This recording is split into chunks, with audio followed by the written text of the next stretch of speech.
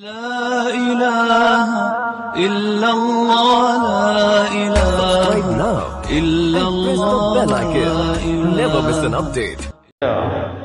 اپنی ماں کی چھاتی کے ساتھ لگ کر دودھ پی رہا ہوتا ہے تو اس کے منہ سے ایک مخصوص قسم کی آواز آتی ہے، ایک بھن بھناٹ سی ہوتی ہے۔ اسی کی طرف اشارہ کرتے ہوئے نبی علیہ الصلوۃ والسلام فرما رہے ہیں، ان شئت دعوت اللہ ان یسمعک صوتہ، اگر تو اپنے بچے کی آواز سننا چاہتی ہے میں اللہ سے درخواست کرتا ہوں اللہ تجھے تیرے بیٹے کی آواز سنا دے گا۔ اس پر سیدہ خدیجہ رضی اللہ تعالیٰ عنہ نے ایک انتہائی قیمتی جملہ ارشاد فرمایا۔ وہ جملہ ہی کیا ہے؟ اگر ہم اس ایک چھوٹے سے جملے پر غور کرتے ہیں تو بڑے بڑے فطروں کا کلا کما ہے اس جملے کے اندر۔ فرماتی ہیں بل اصدق اللہ و رسولہ، میں اللہ کی اور اللہ کے رسول کی تصدیق کرتی ہوں۔ اس چھوٹے سے جملے پر غور کریں، قربان جائیں سیدہ خدیجہ رضی اللہ تعالیٰ عنہ کے اس منہجی فکری جملے کے اوپر۔ بڑے بڑے فطروں کا کلا کما رد ہے۔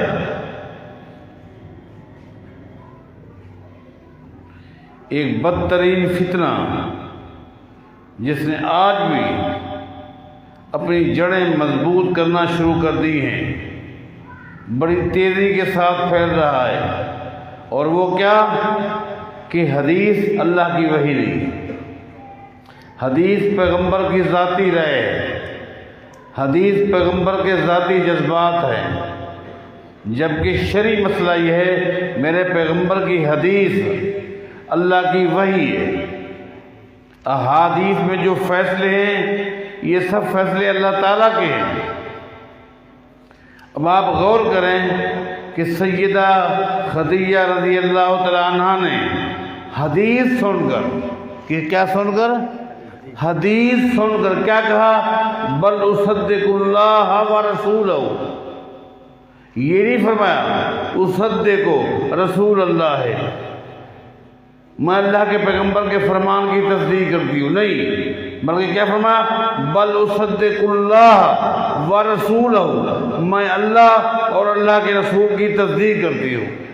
اس کا مطلب واضح تھا کہ لوگوں میرے پیغمبر نے جو کچھ کہا ہے الفاظ کی نسبت پیغمبر کی طرف ہے اور مفہوم کی نسبت اللہ کی طرف سے، یہ فیصلہ اللہ تعالیٰ کا ہے۔ اور یہ تمام صحابہ کی یہی فکر تھی کہ احادیث میں الفاظ نبی علیہ السلام کے ہیں، احکام اللہ تعالیٰ کے۔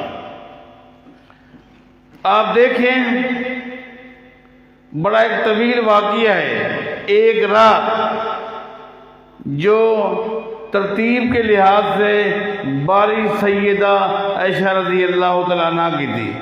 نبی علیہ السلام سیدہ عائشہ کے پاس ہیں، رات کے ایک حصے میں نبی علیہ السلام اللہ تعالیٰ کے حکم کے مطابق بقیع غرقد کی طرف جاتے ہیں، جس کو آپ جنت البقیع کہتے ہیں، بقیع غرقد کی طرف جاتے ہیں۔ ایک طویل بات ہے، سیدہ عائشہ بھی چل پڑی، کہاں جا رہے ہیں؟ واپس آ گئے۔ کہاں گئے تھے؟ بقیع غرقد۔ تیرا سانس کیوں پھولا ہوا ہے؟ میں بھی پیچھے تھی۔ کیا ہو گیا؟ بس بتا دے، اللہ بتا دے گا۔ سیدہ عائشہ نے کہا میرے دل میں خیال آیا کہ باری تو آج میری ہے، نبی علیہ السلام میری کسی اور شوکر کے ہاں تو نہیں جا رہے۔ نبی علیہ السلام نے کیا فرمایا؟ اللہ کیا فرمایا؟ فرمایا اذننت ان یحیف اللہ علیک ورسولہ، عائشہ تیرا یہ کہنا کہ میرے دماغ میں خیال آیا کہ باری تو میری ہے، میرے پیغمبر میری کسی اور شوکت کے ہاں تو نہیں جا رہے، کیا تو یہی سمجھتی ہے اللہ اور اللہ کے رسول تیرے ساتھ زیادتی کرے گا؟ آپ نے غور نہیں کیا نبی علیہ السلام کے اس جملے پر، اَظَنَنْتَ أَنْ يَحِيفَ اللَّهُ عَلَيْكَ وَرَسُولُهُ، کیا اللہ اور اللہ کا رسول کے ساتھ زیادتی کرے گا؟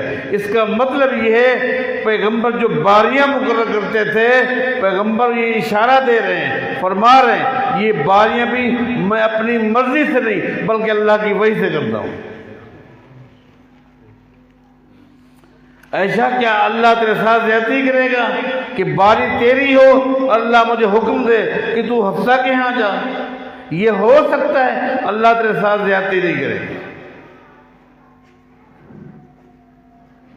انس بن مالک رضی اللہ تعالیٰ عنہ جب بصرہ میں چلے گئے تھے نا تو لگاتار ان کے گھر میں بہت ساری فوتگیاں ہو گئیں، بہت سارے بیٹے بیٹیاں پوتے پوتیاں بہت بڑی تعداد میں وہاں۔ تو زید بن ارقم رضی اللہ تعالیٰ عنہ صحابی نے سیدنا انس کو ایک تعزیتی خط لکھا تھا، تعزیتی اظہار افسوس کے لیے۔ خط میں کیا لکھا؟ کہا انی ابشرک من اللہ، انی ابشرک ببشرا من اللہ عز وجل، سمیت رسول اللہ صلی اللہ علیہ وسلم یقول اللہم اغفر للانصار ولابناء الانصار ولابناء ابناء الانصار۔ زید بن ارقم نبی علیہ السلام کی حدیث کا حوالہ دے کر انس بن مالک کو تعزیتی خط لکھ رہے ہیں، لیکن فرماتے کیا ہیں؟ ابشرک ببشرا من اللہ عز وجل، اے انس میں تجھے خوشخبری سناتا ہوں، اور یہ خوشخبری کس کی طرف سے ہے؟ میری طرف سے نہیں، رسول اللہ کی طرف سے نہیں، اللہ تعالیٰ کی طرف سے۔ اللہ تعالیٰ کی خوشخبری کہاں ہے؟ کس چیز میں ہے؟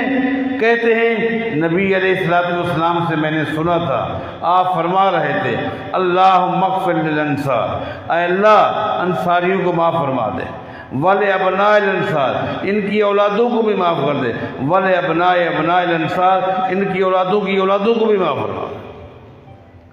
احادیث الفاظ کے لحاظ سے نسبت محمد الرسول اللہ کی طرف سے، احکام کے لحاظ سے نسبت اللہ تعالیٰ کی طرف سے، فیصلے اللہ تعالیٰ کے ہیں، فیصلے احادیث کے فیصلے اللہ تعالیٰ کے ہیں، احکام اللہ تعالیٰ کے ہیں، الفاظ محمد الرسول اللہ کے ہیں۔ سیدہ خدیجہ نے کہہ دیا، پیغمبر کی حدیث سن کر کیا کہا؟ بل اصدق اللہ ورسولہ، میں اللہ اور اللہ کے رسول کی تصدیق کرتی ہوں، مانا یہ میرے پیغمبر نے جو کچھ مجھے بتایا ہے سچ ہے، اور میرے پیغمبر نے اپنی طرف سے نہیں بتایا، اللہ کی طرف سے بتایا۔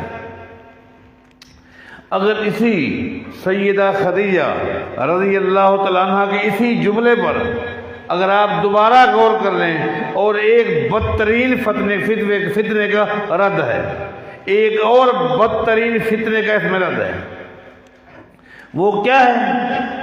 وہ فتنہ ہے کہ ہر وہ حدیث جو عقل کے خلاف ہو ہم اس کو نہیں مانتے، اور روز اول سے یہ فتنہ شروع ہوا۔ دین اسلام میں سب سے پہلا فتنہ خوارج کا تھا، خوارج کا تھا۔ خوارج کون تھے؟ جنہوں نے عقل کے ذریعے احادیث کو رد کیا، عقل نہیں مانتی رد کر دیا، عقل نہیں مانتی رد کر دیا، عقل نہیں مانتی رد کر دیا۔ قدریہ، جہمیہ، معتزلہ، معطل، جتنے بھی گمراہ فرقے تھے ان کی بیس کیا تھی کہ جو چیز عقل کے خلاف ہے وہ دلیل نہیں بن سکتی، چاہے وہ حدیث ہو، پیغمبر کا فرمان ہو، یہ قرآن کی آیت ہو۔ سیدہ خدیجہ رضی اللہ تعالیٰ عنہ اس بدترین فتنے کا بھی رد فرما رہی ہیں، یہ کہہ کر میں اللہ اور اللہ کے رسول کی تصدیق کرتی ہوں، مانا یہ جو میرے پیغمبر نے بتایا ہے کہ تیرا بیٹا جنت میں دودھ پی رہا ہے، آواز سننا چاہے اللہ سے درخواست کرتا ہوں سنا دے گا۔ یہ باتیں خدیجہ کی عقل نہیں مانتی تھی، عقل نہیں مانتی تھی کہ ایک بچہ جو فوت ہوا وہ جنت میں دہی کا دودھ پی رہے، آواز یہاں بھی آ جائے، عقل نہیں مانتی تھی، لیکن سیدہ خدیجہ کا ایمان مانتا تھا۔ عقل نہیں مانتی نہ مانے، عقل کوئی دلیل ہے، پیغمبر نے فرما دیا بس میرا ایمان ہے۔ اللہ اکبر، یہ بدترین اس دور کے بھی فتنے ہیں، ان کا رد اسی ایک چھوٹے سے جملے میں ہے کہ بل نصدق اللہ ورسولہ۔ تو بات یہ ہے کہ شیخ کا خطاب ہم نے سننا ہے، آیا بھی اس لیے تھا، آپ بھی تشریف لائے ہیں، اس لیے میں اپنے اور شیخ کے درمیان میں حائل نہیں ہوتا، اپنے، کیونکہ میں بھی تو سامعین میں سے ہونا، آپ کے اور شیخ کے درمیان نہیں، میں اپنے اور شیخ کے درمیان بھی حائل نہیں ہوتا۔ شیخ کی تفصیلی گفتگو انشاءاللہ سنتے ہیں۔ اقول قولی ھذا وآخر الحمدللہ رب العالمین۔